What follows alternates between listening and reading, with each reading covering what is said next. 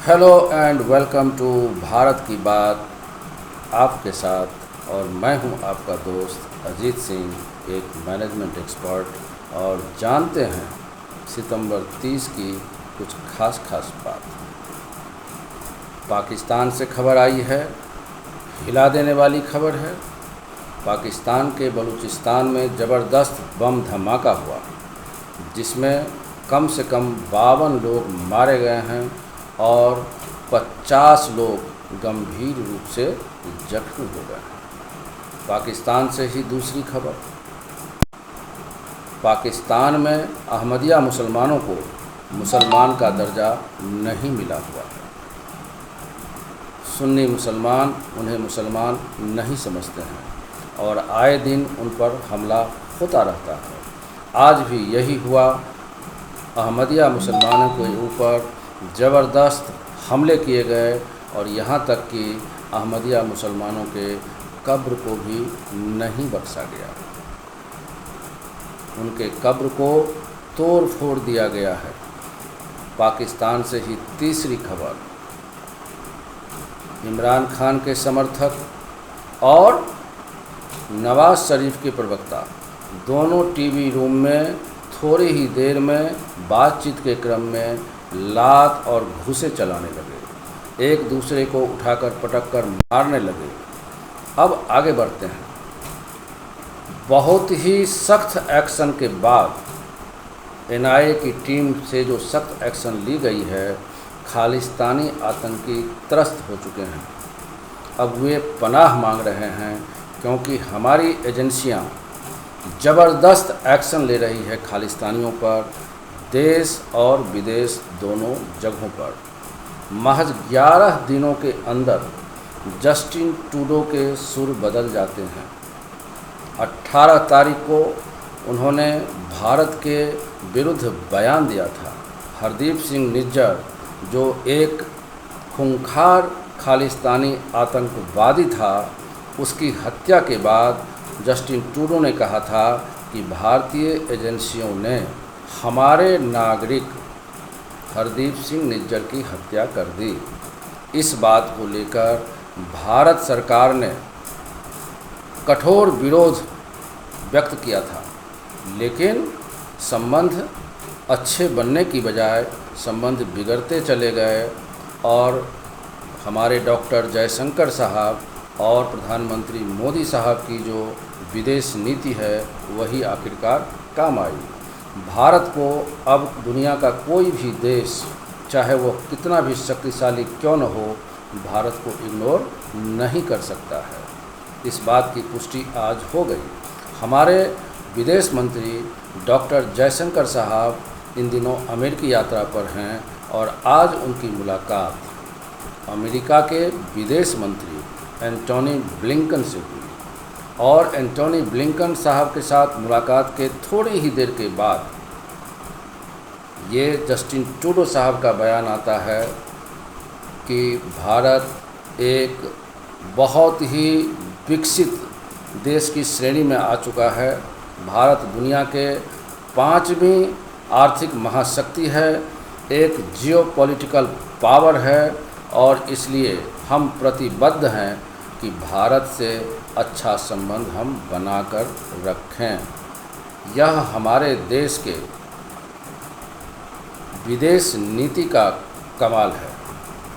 आगे बढ़ते हैं, बिहार की खबर चलते हैं। बिहार में कल नीतीश कुमार जी स्वयं को प्रधानमंत्री की चाहत के लिए उन्होंने फुलवारी शरीफ के एक मज़ार पर जाकर चादर चढ़ाया और उनके चादर चढ़ाकर निवास लौटते ही लालू यादव उनके घर पहुंच गए। ऐसा अमूमन नहीं होता है, क्योंकि लालू जी के पास नीतीश कुमार के पहुंचने की तो खबरें आती है, लेकिन नीतीश कुमार के पास लालू जी के पहुंचने का कई मतलब निकाला जा रहा है। राजनीतिक हलकों में बहुत ही इस पर चर्चा चल रही है। कुछ लोग यह भी कहते हैं कि लालू यादव कदाचित बहुत ही सशंकित हो चुके हैं नीतीश कुमार के रवैये से और लालू यादव के पार्टी के नेता मृत्युंजय तिवारी ने खुलकर नीतीश कुमार के बारे में कहा है कि हम चाहते हैं कि नीतीश कुमार जी प्रधानमंत्री बने, लेकिन नीतीश जी स्वयं ऐसी इच्छा जाहिर नहीं किए हैं। अब कई लोगों का कयास है जो राजनीति से संबंध रखते हैं कि लालू नीतीश कुमार के घर क्यों पहुँचे, आधा घंटा तक क्या बात हुई। तो बात का जो कुछ निचोड़ निकल कर के बाहर आया है वह इस तरह से है। लालू यादव की मंशा है कि अक्टूबर के पहले सप्ताह तक सीटों के बंटवारे का फार्मूला तय कर लिया जाए, लेकिन नीतीश कुमार जी कुछ और बातों पर अड़े हुए हैं। नीतीश कुमार जी की चाहत है कि जो इंडिया अलायंस है उसमें उनको संयोजक की भूमिका मिले। कॉमन मिनिमम प्रोग्राम की भी बात अभी बाकी है और ख़ास करके प्रधानमंत्री कौन बनेगा इसके लिए तो सब अपने अपने दिल में खिचड़ी पका ही रहे हैं। तो ऐसे में देखते हैं कि जो लालू यादव जी खुद नीतीश कुमार को पलटू राम की उपाधि से सुशोभित किया था, आज वही लालू यादव नीतीश कुमार के रवैये से आखिर इतने सशंकित क्यों हो चुके हैं। फिर आगे बढ़ते हैं। बिहार की ही एक खबर आप सबको पता होगी कि आरजेडी के राज्यसभा के सांसद मनोज झा के विवादित ठाकुर का कुआं कविता पढ़ने के बाद बिहार में ठाकुरों और ब्राह्मणों के बीच में तनाव पैदा करने का काम किया गया।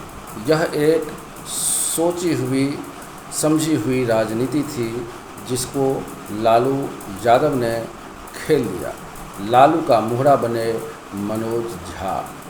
अब बात यहाँ तक निकल गई कि आज बहुत जगह बिहार में एक नए राज्य के मांग हेतु बहुत जगह पोस्टर लगाए गए। बिहार के 7 जिलों को बनाकर एक राजपूताना राज्य की मांग कर दी गई है। आगे बढ़ते हैं। बंगाल में जहां अधीर रंजन चौधरी ममता बनर्जी के बारे में बोल रहे हैं कि बंगाल का डेंगू ममता मेड डेंगू है, वहीं ममता बनर्जी कह रही हैं कि यह जो अधीर रंजन चौधरी है इसी का यह जो है भारतीय जनता पार्टी का एजेंट है। अब आगे बढ़ते हैं। 25 करोड़ की जो चोरी हुई थी दिल्ली में, उस चोरी के तीनों अपराधी पकड़ लिए गए हैं। अब नारी शक्ति जो अधिनियम है कानून बनकर हमारे सामने में प्रस्तुत हो गया है, क्योंकि इस पर राष्ट्रपति महोदया श्रीमती द्रौपदी मुर्मू जी ने हस्ताक्षर कर दिए हैं। अब आगे बढ़ते हैं कि कर्नाटक में बंद के कारण, कावेरी जल विवाद के कारण, बंद के कारण लगभग 44 फ्लाइट्स को रद्द करना पड़ा। आज के खबरों में आगे बढ़ने से पहले हम अपने युवा वर्गों के लिए कुछ खास प्रश्न लेकर के आए हैं जो उनके करंट अफेयर्स को मजबूत करने में काफ़ी मदद मिलेगा। पहला क्वेश्चन, 28 सितंबर को हमारे देश के कौन से महान वैज्ञानिक की मृत्यु हो गई थी और ये वैज्ञानिक किस क्षेत्र में काम कर रहे थे। दूसरा क्वेश्चन, कौन सा ऐसा देश है जो हमारे देश में अपना राजदूतावास बंद करना चाहता है। तीसरा क्वेश्चन, गुरपतवंत सिंह पन्नू जो खालिस्तान का दुर्दांत आतंकवादी है उस पर अभी किस राज्य में एफआईआर हुआ है। फिल्म जो वैक्सीन वार है उसके निर्देशक कौन हैं।